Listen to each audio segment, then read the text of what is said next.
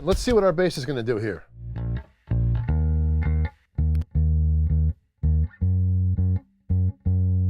So there's our bass just without anything. So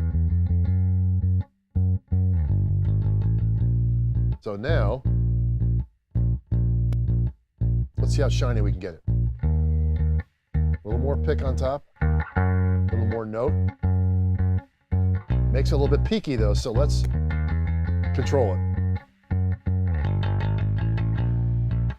Perfect, right? So then we have just a track that's only sub. So it doesn't need any EQ, but we put the limiter on it because we want to hold it in with the DI.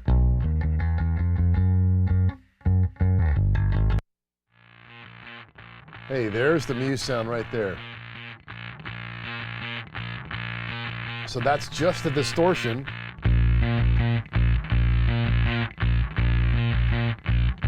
And you know, I'm thinking I need a little bit more mid-range on that. Right? So there's no bottom on it really, but look, I could add mid-range to it.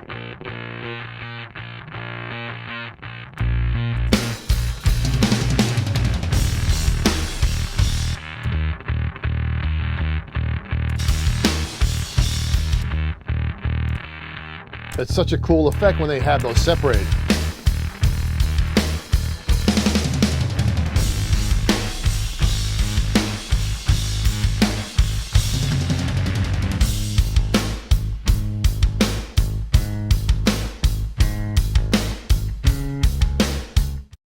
The great thing about this band is it's a trio.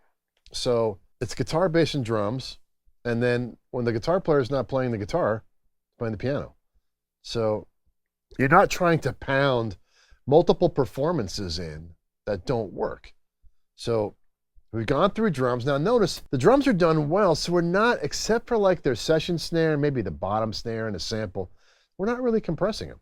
We're letting them breathe because the recording is good and exciting. And the bass, it's only the DI and the sub we're trying to keep together. Their distortion doesn't need any compression. It's already megally compressed. And our percussion down there sits very well. So let's look at our piano.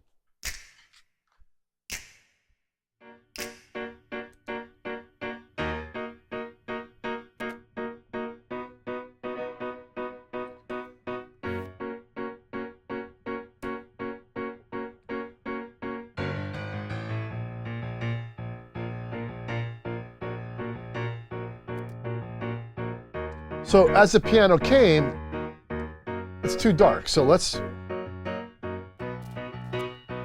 just add all we got with top end.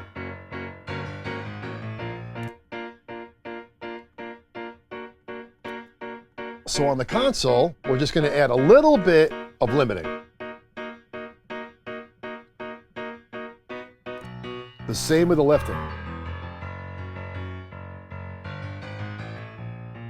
Now, on the left side of the low piano, we're going to add some low end, so it makes it poke out a bit more. We're probably going to make the right hand poke a little bit to the right, too.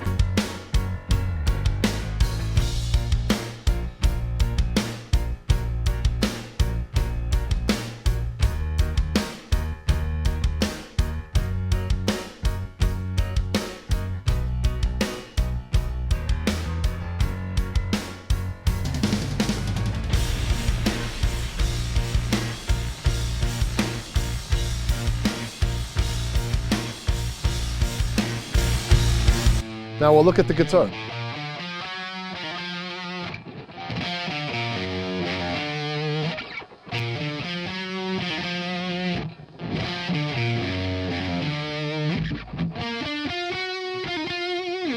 Now the first thing I notice is it's got a little bit of rumble. I want to get rid of that, and it needs a little bit more mid-range. So let's bark it up.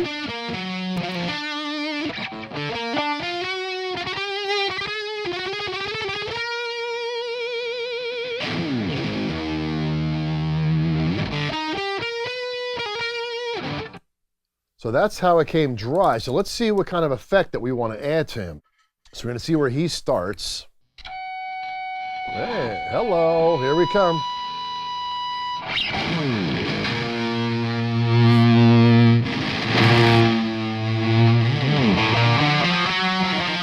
So some slap.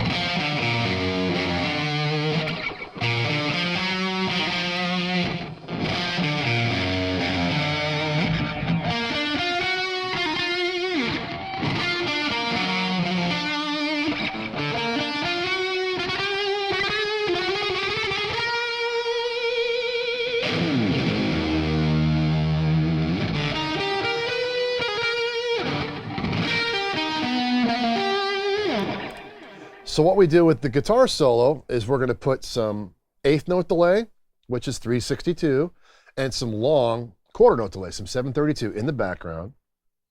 We'll put a little reverb on him, okay? We also have our H3000 set up here.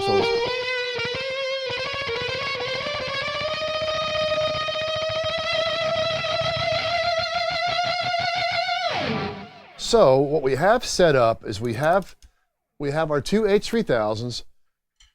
We have one set up for micro pitch shift, which means we're going to go 4 cents up on each side, right? As a widener, there's our left chorus, our left fine, okay? And our right fine, so it's plus and minus 4, okay? We use that on him, and also we use this program called Death Flange, which I'll play that for you.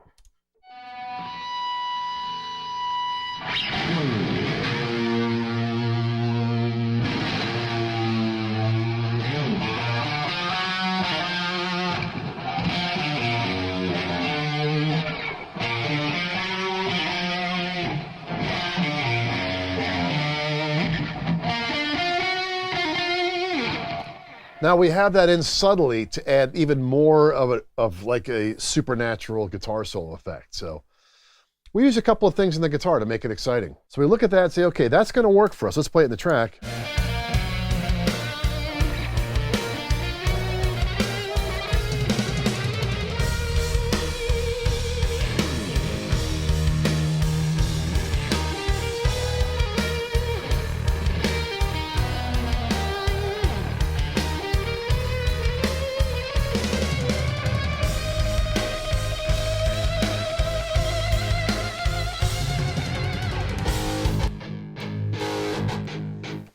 Then right here in this section, this is where his guitars come in besides the solo. So we have 6 tracks that make up one guitar sound. So let's look at those. We have A, B, C. Let's look at A, B, C. Let's see what happens when those guys come in. So we EQ, look, it needs top on the first one. Second one, needs some top. Wow, that needs some buzz. And as a room track, so we want to add, look, we want to get rid of some bottom, bring up the top. That's cool.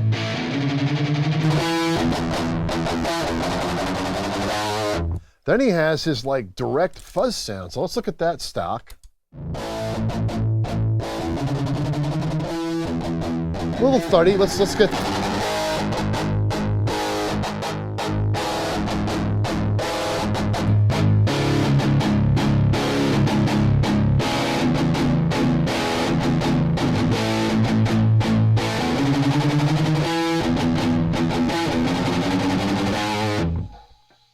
He has his 4 tracks of guitar, 3 mics in a room.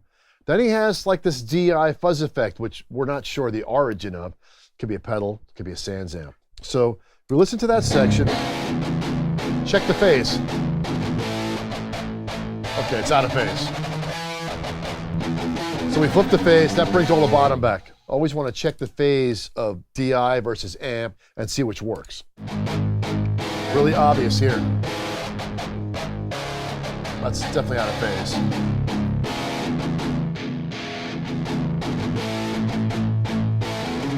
But his fuzz track adds some real heat to the whole package. So if we go back to where it starts, we hear what it sounds like in the track.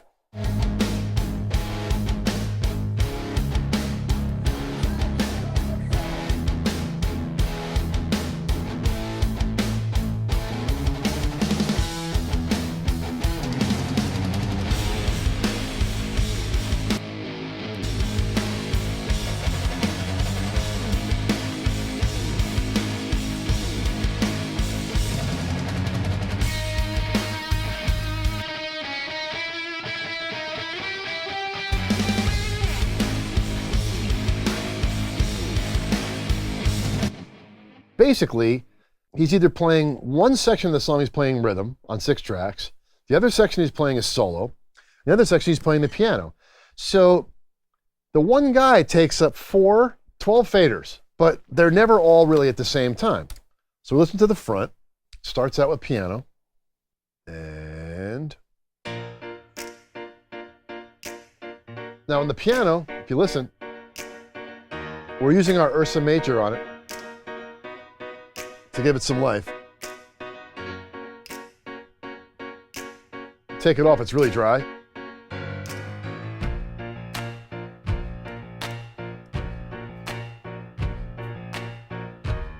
So you can hear the track, it really needs that.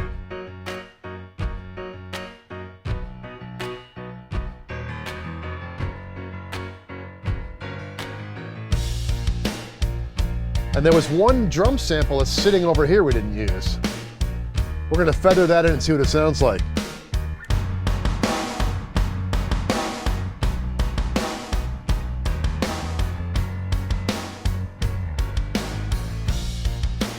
So we just feather into taste. It's like a little garlic.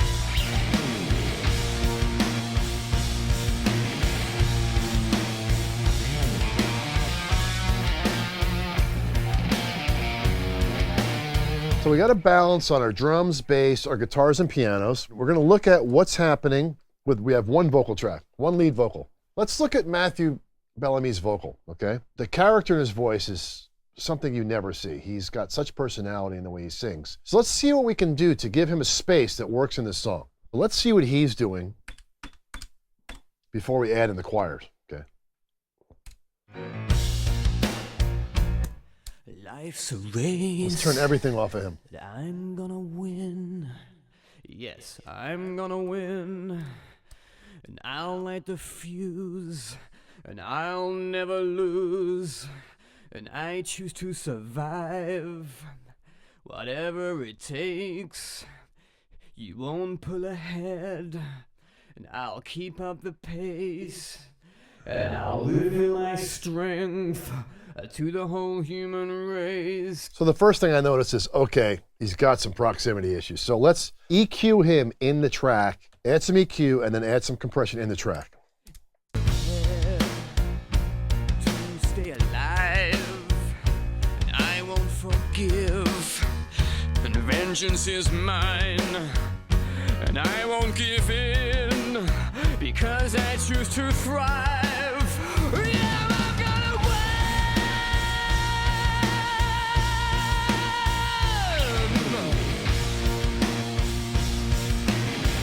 He wants to win, that's for sure. So let's look at him one more time where he starts singing. Race, life's a race, and I'm gonna win. Yes, I'm gonna win. And I'll light the fuse, and I'll never lose. And I choose to survive, whatever it takes. Pull ahead, and I'll keep up the pace, and I'll reveal my strength to the whole human race. Yes, I am prepared to stay alive. So yeah, I think for him, that's definitely got some attitude. So we're happy with the start point for the vocals. I've taken away some of the low end, add a little bit more throatiness to him, a little more mid-range. And we're just trying to get the airiness out of his voice, more air. So an 8K shelf, a little bit of like a 5K to 6K boost leading into the compressor to pull some of the air out. Add some 4K and actually add some 8K with a bell curve so it's a little bit more airy rather than sharp. So we get his vocal started that way. So the next thing is let's come back to the choirs. So we're happy with what we did with his lead vocal. Let's see what we can do with these choirs, because this song is really built around the choirs, and we have to make sure that they fit in the track. So let's look at those choirs. This song was really cool because the addition of choirs to this rock song gives it a personality all its own. So we need to look at what those choirs are doing. Really interesting. So, them by themselves makes you out of breath listening to it. So, I want to hear the air on the top. So I go right for the max with the air.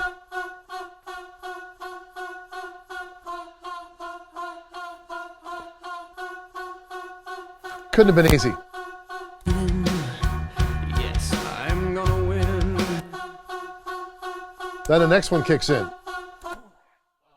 Told you, so I told you, so I told you. That's regular. So I told Too dynamic for this track. So let's think about the same way we did the other choir. told you, so I told you. We're going to add some bell top to give it just air. We don't want to make it too shiny. So I told you. Did you? So I told you, so And let's put some reverb on them. So I told you, so I told you, so I told you, so I told To stay alive. told you, so. Now here's the secret also is that we have we have choir number 1, choir number 2, and choir number 3. So choir number 2 has to go, so I told you, a bit left. And then let's see what the next choir is doing. Okay. I told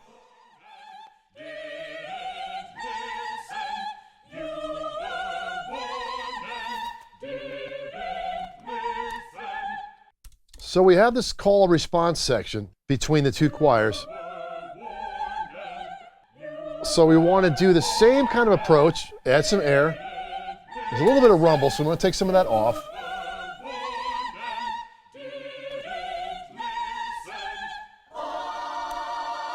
Now we're going to listen to those all three together. So I told you, so I told you, so I told you, so Vengeance is mine, and I won't give in because I choose to thrive. Yeah, I'm gonna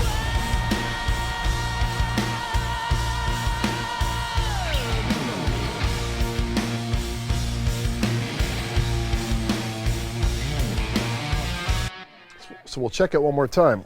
Because we only have so many places to park this, we have these choirs that hand off from choir number 1. We have choir number 1 that starts the song.